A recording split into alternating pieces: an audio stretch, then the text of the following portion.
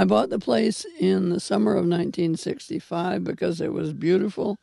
I was sick of the city, and I was just tired and ready to quit and catch my breath.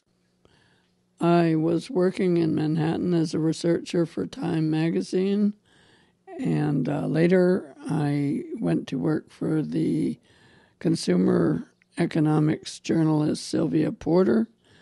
It added up to a small income, but it did allow me to buy a bargain-priced farm. The down payment was $5,000, and the mortgage was $15,000. And the farming started as a sort of a hobby. I decided I got a couple of goats and a cow and some pigs and then a few sheep and more goats, and it just grew. Goats are the smartest, the funniest, the most beautiful, the most affectionate, or ornery animals that I can imagine. Once they get under your skin, it is very hard to do without them. In fact, I can't imagine life without goats. Some call them a poor man's Prozac, and I think seriously they are a significant antidepressant. I also have 2 large white Maremma livestock guardian dogs that have been selected in Italy for 1,000 years for their ability to protect sheep and goats and calves from coyotes and other canine-type predators. The farm today has grown into a medium-sized operation with about 200 animals.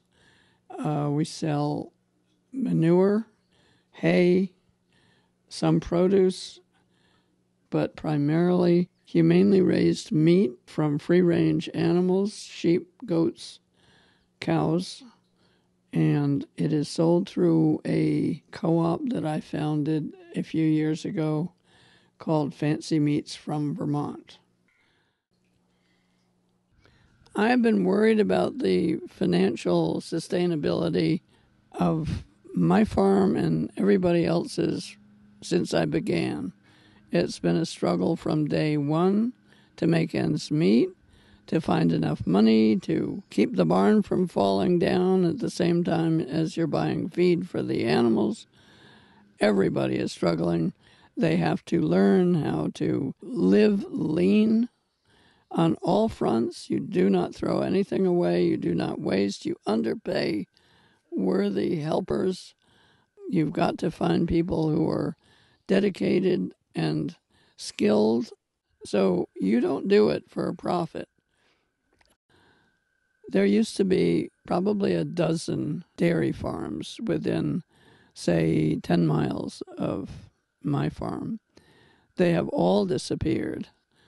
They can't and never did support big television sets and late model trucks and riding horses and washers and dryers. I don't have those things, and I don't see why I should. Life used to be pretty good without them.